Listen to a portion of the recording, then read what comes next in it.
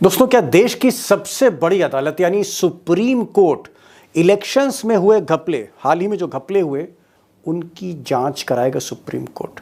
और क्या महाराष्ट्र में जिस तरह से इलेक्शंस में गड़बड़ी हुई, जिस तरह से काउंटिंग में गड़बड़ी हुई, मशीनों के खेल के आरोप लगे और इसी तरह से वोटर लिस्ट से जिस तरह से हजारों नाम काटे गए, क्या इसकी जांच सुप्रीम कोर्ट कराएगा?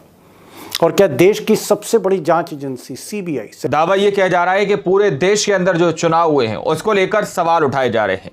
सुप्रीम कोर्ट की तरफ से यह दावा किया जा रहा है कि सुप्रीम कोर्ट ने कहा है कि पूरे देश के अंदर जो चुनाव हुए हैं उसकी जांच होनी चाहिए, खास करके महाराष्ट्र के अंदर। तो यहां पर बीजेपी पार्टी बुरी तरह से फंसी हुई है। वहीं पर चुनाव आयोग को लेकर भी काफी बड़े सवाल खड़े किए जा रहे हैं। दीपक शर्मा जी हमारे साथ मौजूद हैं, उनकी इस रिपोर्ट को देखिए।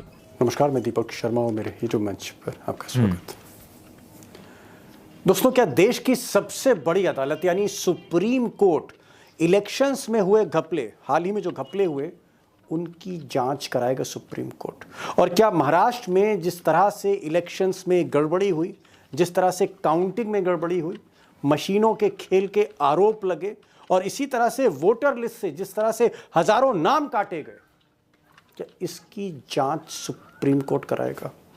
और क्या देश की सबसे बड़ी जांच agency CBI, central bureau of investigation, क्या ये जो स्ट्रांग रूम है जहां सीसीटीवी फुटेज लगी होती है, जिस स्ट्रांग रूम में मशीनें होती हैं या वोटिंग मशीन्स होती हैं जहां पर, उसकी जांच होगी? और जिन मशीनों में नई बैटरीज लगाई गई, क्या उन बैटरीज की भी जांच होगी कि गिनती में कहीं ना कहीं मैनिपुलेशन हुआ है?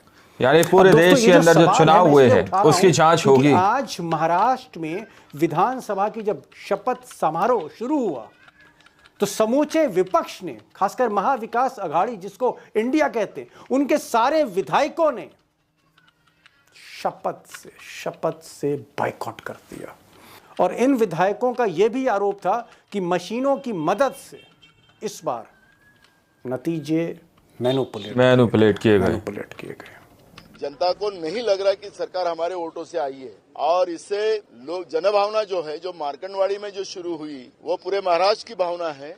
और इसलिए आज हमने विधानसभा की वोट जो रहती है एमएलए, नए एमएलए की, वो नहीं लेने का हम लोगों ने निर्णय किया है। जो मैंडेट है, ये मैंडेट न जनता का है न महाराष्ट्र का है, ये मैंडेट ईवीएम का है और ये मैंडेट इलेक्शन कमीशन का है।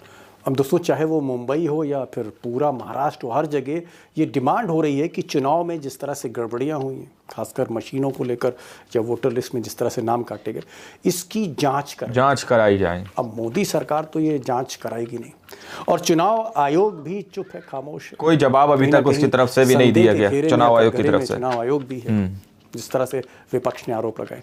तो सवाल यह है कि क्या सुप्रीम कोर्ट इसमें जांच कराएगा? क्योंकि सबकी उम्मीद, चाहे वो विपक्ष हो या तमाम एनजीओ हो, उनकी उम्मीद अब सुप्रीम कोर्ट से है कि वो इंटरवीन करे, हस्तक्षेप करे और महाराष्ट्र में सारी चुनावी प्रक्रिया 360 डिग्री, जितने भी पहलू हैं, इसकी तहकीकात होनी चाहिए। दूध का दूध, पानी का पानी होना चाहिए। बिल्कुल, सब कुछ क्लियर होना चाहिए। धुंधली तस्वीर जो है, दिल्ली में भी हंगामा है और दिल्ली में हंगामा जो है वो अरविंद केजरीवाल आम आदमी पार्टी ने खड़ा कर दिया है। अरविंद केजरीवाल का कहना है कि साहब, यहाँ पर भी वोटर लिस्ट से चुन चुन के नाम काटे जा रहे हैं।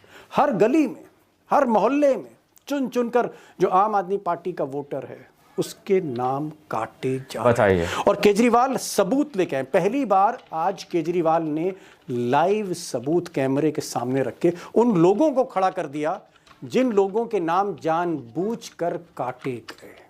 कुमार जी होंगे यहाँ पे। उपेंद्र जी, आप ए 334 में ही रहते हैं, तो आप शिफ्ट तो नहीं हुए वहां से? वहीं पे रहते हैं आप? अपना कोई वो कार्ड वार्ड लाए हैं साथ? ये इनका कार्ड है, ये वहीं रहते हैं। बीजेपी ने इनका वोट काटने के लिए एप्लीकेशन डाली हुई है।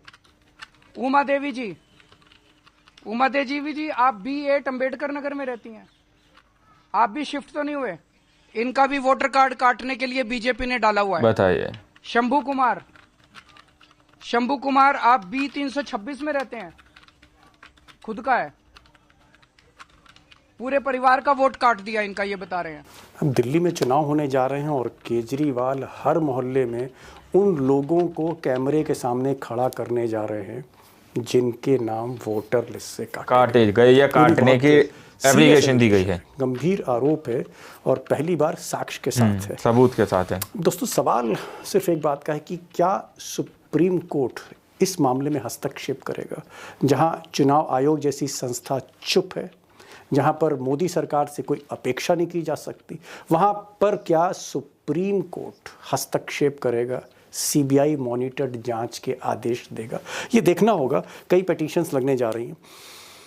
अब यहाँ एक बात मैं आज जरूर कहूँगा, आज मैंने अशोक वानखेड़े टाइगर को बुलाया और टाइगर ने कहा कि अगर सुप्रीम कोर्ट ने इंटरवीन नहीं किया तो उन्होंने कहा कि दीपक जी ये जान लीजिए, ये आप जान लीजिए, नोट करके रख लीजिएगा कि 2029 में जब चुनाव होगा लोकसभा का, तो मोदी जी 230-240 नहीं लाएंगे, 300 नहीं लाएंगे, मोदी जी 500 के पार जाए। 500 के पार, 500 प्लस सीटें। अगर ये मशीनों का खेल नहीं रुका, सुप्रीम कोर्ट चुप रहा, चुनाव आयोग चुप रहा, संस्थाएं चुप रहीं, कोई जांच नहीं हुई, तो मोदी जी 500 पार जाएंगे। ये टाइगर का कहना है, टाइगर कह रहे हैं, सुनिएगा उनको आगे। और उमाकांत तखेड़ा भी कुछ बताने जा रहे हैं इस पूरे मामले में।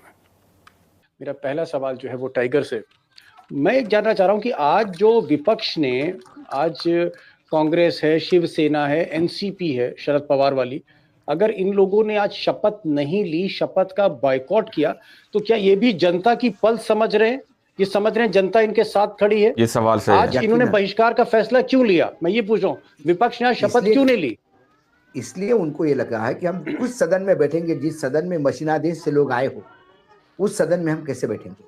ऐसे 4 महीने में ऐसा क्या आमूलचूल परिवर्तन हो गया कि बारामती लोकसभा में, बारामती विधानसभा जो आती है, लोकसभा के अंदर जो विधानसभा आती है, वह 48,000 से लीड थी सुप्रिया सुले को, और अजित पवार की पत्नी आदरणीय सुनेत्रा पवार जी 48,000 से अपने पति के ही कॉन्स्टिट्यूंसी में हार गई थी। वहां लाखों की तादाद में अजित पवार कैसे जीत सकते? 4 महीने में ऐसा क्या हो गया कि 48,000 का भी गैप पाट लिया और 1.5 लाख एक्स्ट्रा हो गया? ऐसा क्या हुआ? ऐसा क्या हुआ बाबर जो इतने वोट बढ़ गए? हाल ऐसा क्या हुआ? ये वही शरद पवार हैं।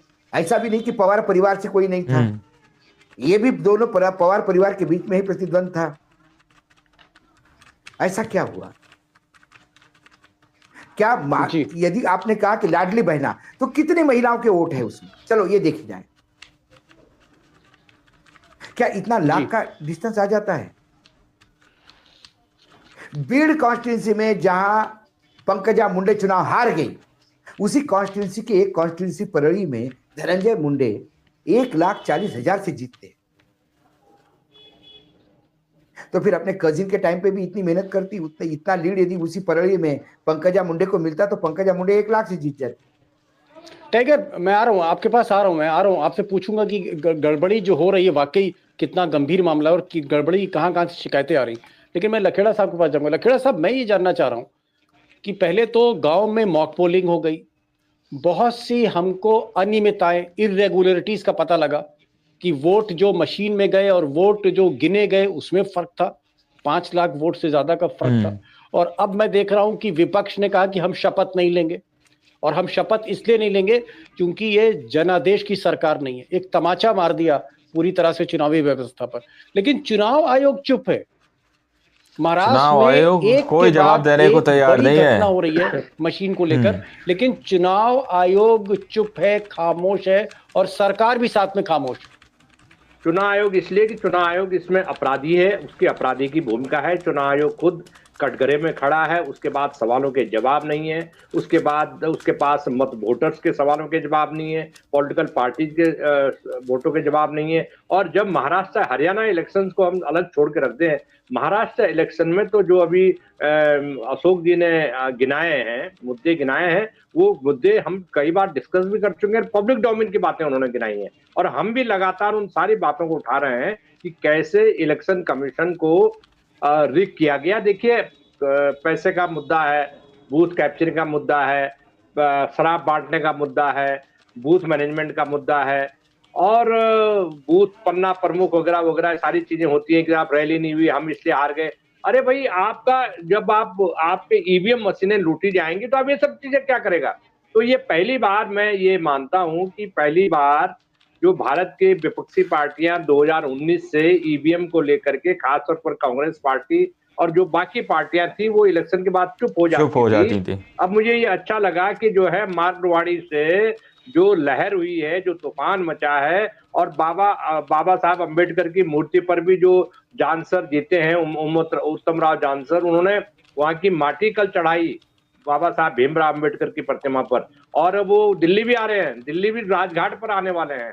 तो ये पहली बार हुआ कि ये राष्ट्रीय मुद्दा बन रहा है। इलेक्शन कमीशन और मोदी सरकार का जो आपस में एक नापाक जो संबंध है, वो इसलिए संबंध है कि इन्होंने इलेक्शन कमीशन किसका नौकर है, इलेक्शन कमीशन नौकर है, समझिएगा, मोदी सरकार का एक सर्वेंट बन करके रह गया है। और जो मालिक है, जो अपॉइंटमेंट की इलेक्शन कमीशन जो है, क्योंकि मोदी जी ने अपॉइंटमेंट किया, जो कि जो लॉ है वो मैंने पढ़ा था कि एक ब्यूरोक्रेट्स की कमेटी 5 लोगों का चयन करेगी, और 5 लोगों के चयन जो है रखे जाएंगे, प्रधानमंत्री, लीडर ऑफ अपोजिशन और कैबिनेट मिनिस्टर। ये किसके लोग हैं? ये मोदी जी का बहुमत है वहां।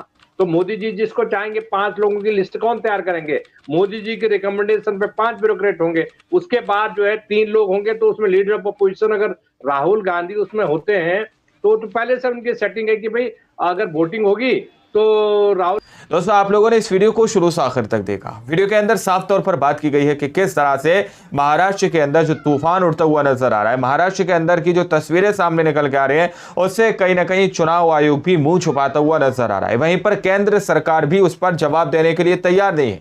दावा किया जा रहा है कि जिस तरह से महाराष्ट्र के अंदर सीएम की शपथ जो ग्रहण की गई है, उसके बाद से विपक्ष पार्टी ने शपथ लेने से साफ तौर पर मना कर दिया है, क्योंकि उन्होंने कहा है कि हम शपथ ग्रहण नहीं करेंगे, क्योंकि ये जो आदेश है, ये जनता का आदेश नहीं बल्कि मशीनों का आदेश है। ये जनादेश नहीं है, बल्कि मशीनों से बीजेपी पार्टी को जिताया गया है।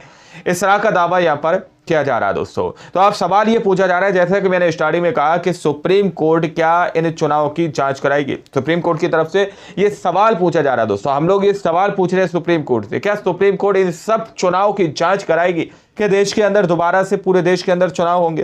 क्योंकि यहां पर जिस तरह से जनता ने, महाराष्ट्र के गांव ने पूरी तरह से भांडाफोड़ किया है, वहां पर दोबारा से बैलेट पेपर किए जा रहे थे, तो ये कहा गया कि भाई ये तो पूरी तरह से जो है कानून के खिलाफ है, इस तरह से आप नहीं कर सकते, क्योंकि वहां की जनता जानना चाहती थी कि आखिर किसने बीजेपी पार्टी को वोट दिया।